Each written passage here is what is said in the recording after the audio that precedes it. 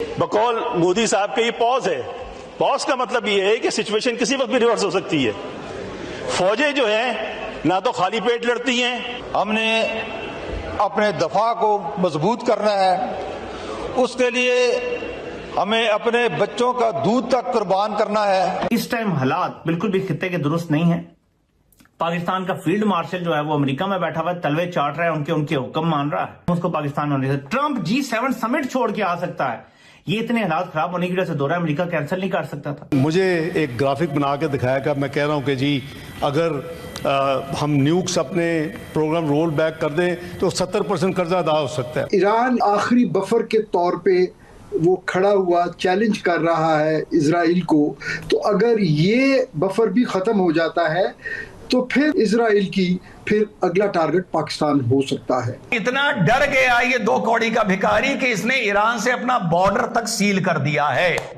तो ये है इस टाइम हालत कि डिप्लोमेटिकली भारत को बहुत बड़ा एडवांटेज मिला है। ये जर्नल लेट जाएंगे आगे और ये कहेंगे तुम दो ईरान को, और ये इन्होंने अड्डे भी दे देने। ये भी बातें जो मर्जी कर लें, अंदर से अमेरिका के गुलाम है। जय हिंद दोस्तों, जहां एक तरफ इजराइल लगातार ईरान पर बमबारी कर रहा है, ईरान के परखच्चे उड़ाए जा रहे हैं, वहीं पाकिस्तान की चिंता करना एक वाजिब कारण बन जाता है, क्योंकि पाकिस्तान के पास भी वही न्यूक्स हैं जिसकी वजह से ईरान पर आज इतना कहर बरपा है। दोस्तों, पाकिस्तानियों के टांगें कांप रही हैं।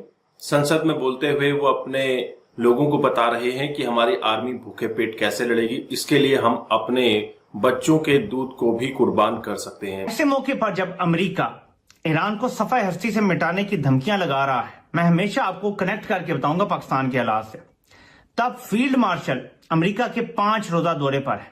ये वहां क्या कर रहा है? ये अपनी एम्बेसी में जब एक फिक्स्ड फंक्शन में गया तो बाहर पाकिस्तानियों ने इसको इसकी औकात भी बताई, उसकी वीडियोस भी मौजूद हैं। लेकिन ये कर क्या रहा है एन इस वक्त जब अमेरिका में फैसले हो रहे हैं कि ईरान को सफाई हस्ती से मिटाना है? ये क्या कर रहा है अमेरिका में, जबकि कोई रिकॉर्ड नहीं है कि किस तरफ से इसको सरकारी दावतनामा आया है, किसने बुलाया है इसको, ये किसके कहने पर वहां गया है, ये किसकी ईमा पर वहां गया है, ये क्या अजाइम लेकर वहां गया है, किसी को कुछ नहीं पता। और ये है सबसे खतरनाक चीज। अगर इनको ये गारंटी दे दी गई है, मैं आपको बता रहा हूं, जर्नैलों को गारंटी दे दी गई कि हमने ईरान को सफाई हस्ती से मिटाना है और हम पीछे नहीं हटेंगे, कोई डील नहीं होगी, तो ये जर्नैल लेट जाएंगे आगे और ये कहेंगे तुम दो ईरान को, और ये इन्होंने अड्डे भी दे देने। ये भी बातें जो मर्जी कर लें, अंदर से अमेरिका के गुलाम है।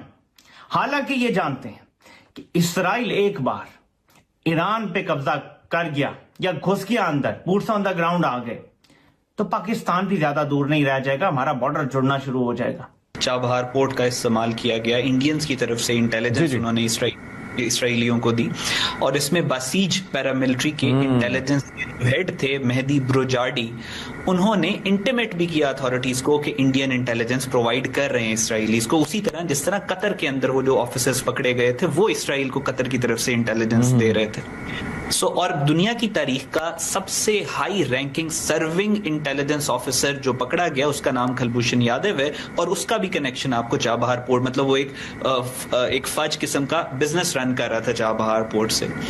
इंडिया और इसराइल का अलायंस जो है दुनिया के अंदर वो एक बहुत बड़ा एक ह्यूमैनिटी को थ्रेट है। आप उधर से जो ग्रेटर इसराइल की आपके मुअज़्ज़ज़ मेहमान ने बात की, उन्होंने बताया कि ग्रेटर इसराइल उधर से नीचे की तरफ एक्सपैंड होता चला जा रहा है, और इधर से जो हाइपोथेटिकल सरहद है ग्रेटर इंडिया की वो वहां खत्म होती है जहां पे ग्रेटर इसराइल की सरहद शुरू होती है। इन दोनों आइडियोलॉजीज के दरमियान, इन दोनों फैशिस्ट आइडियोलॉजीज के ज़ायोनिस्ट के दरमियान में पाकिस्तान खड़ा हुआ है। और जब पाकिस्तान बनने वाला था, तो जब कायदे आज़म ने अरब लीग को एड्रेस किया था, तो कायदे आज़म ने कहा था कि पाकिस्तान का बनना इसलिए ज़रूरी है क्योंकि पाकिस्तान इस हिंदू ज़ायोनिज्म को मिडिल ईस्ट और मुस्लिम वर्ल्ड तक आने से रोकेगा, और पाकिस्तान ने अभी तक रोक के रखा हुआ है।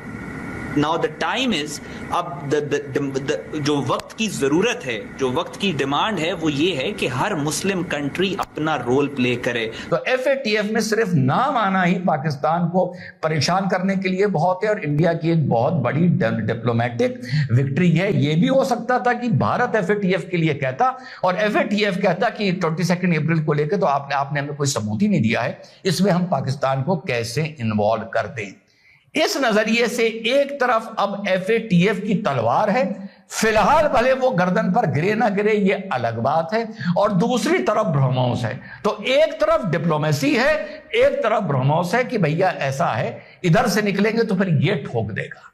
ठीक, अब आगे चलते हैं। ये तो आप लोग देख ही ले चुके होंगे कि किसी नाली में पर्ची पर लिखकर पाकिस्तान डाल दो तो वो अपने आप गंदा नाला बन जाती है, और उसी गंदे नाले में ISI लिख कर डाल दो तो अपने आप वो गटर बन जाती है। ये तो आप लोगों को पता होगा। अब युद्ध चल रहा है ईरान का और इजराइल का, और साहब इनके मोहसिन जो जनरल साहब हैं ईरान के, ये पता नहीं जिंदा कैसे है, मुझे समझ में नहीं आ रहा। इन्होंने जो बयान दिया, Pakistan will drop a nuclear bomb on Israel if Israel drops a nuclear bomb on Iran. जी हाँ, इन्होंने जो बयान दिया कि साहब पाकिस्तान तो हमको गारंटी देके गया था। पता है ये गारंटी कब दी गई है? जो 2-3 दिन पहले मैंने वीडियो बनाया था कि आज से 1-1.5 महीना पहले शरीफ और इनका जो फील्ड मार्शल है वो जब तेहरान पहुंचे थे और वहां पर इन्होंने तेरा मेरा रिश्ता की कसम खाई थी, जो मैंने आपको कल या परसों वीडियो बनाया था। ये गारंटी तब दी गई है और ये दी गई होगी, इस बात की भी गारंटी है। लेकिन जब पाकिस्तान को पता चला तो पाकिस्तान के मंत्री क्या बोल रहे हैं और सरकार क्या बोल रही है, ये भी सुन लीजिए। इसको कोट करके कि जी पाकिस्तान ने ये कहा है कि अगर इसराइल ने हमारे ऊपर न्यूक अटैक किया तो पाकिस्तान इसराइल के ऊपर न्यूक्लियर हमला कर देगा।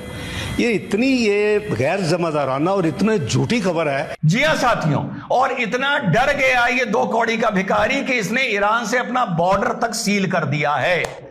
तो ये है इस टाइम हालत कि डिप्लोमेटिकली भारत को बहुत बड़ा एडवांटेज मिला है कि जो मैं पहले दिन से कह रहा था, कोई पाकिस्तान का नाम ले ना ले, FATF ने ले लिया, और दूसरा तुम उसे कूट के आए और तुमसे किसी ने कोई सवाल नहीं पूछा, और G7 में भी तुमको बुला लिया। दोस्तों, पाकिस्तान के जो फील्ड मार्शल हैं अभी अमेरिका में बैठे हुए हैं, जहां ट्रंप ईरान इजराइल वॉर की टेंशन को लेकर इतने परेशान थे कि वह G7 समिट छोड़कर तुरंत अमेरिका रवाना हुए हैं।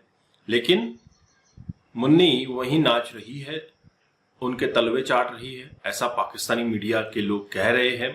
और साथ ही साथ पाकिस्तान में ये डर सता रहा है कि मोदी साहब कभी भी आएंगे और ठोक कर चले जाएंगे, क्योंकि मोदी ने ऑपरेशन सिंदूर अभी खत्म नहीं किया है। ऑपरेशन सिंदूर पॉज है और ये कभी भी उठ सकता है, कभी भी सेनाएं अटैक कर सकती हैं। जिस तरह से इजराइल ने राइजिंग लाइन नाम से एक ऑपरेशन जारी किया है, ये सिमिलर टू ऑपरेशन सिंदूर है। इस वजह से भी पाकिस्तान में चिंता का एक सबब बना हुआ है, और पाकिस्तानी कह रहे हैं कि अगर हम अपने न्यूक्लियर प्रोग्राम को छोड़ देते हैं, डिस्ट्रॉय कर देते हैं, या ऐसी कंट्री को वापस कर देते हैं जो इसको संभाल सकती है, तो हमारे 70-80% कर्जे ऑटोमेटिकली माफ हो जाएंगे। कहां अभी इनके पास पीने को पानी नहीं है, धोने को पानी नहीं है, और ये न्यूक्स की बात करते हैं।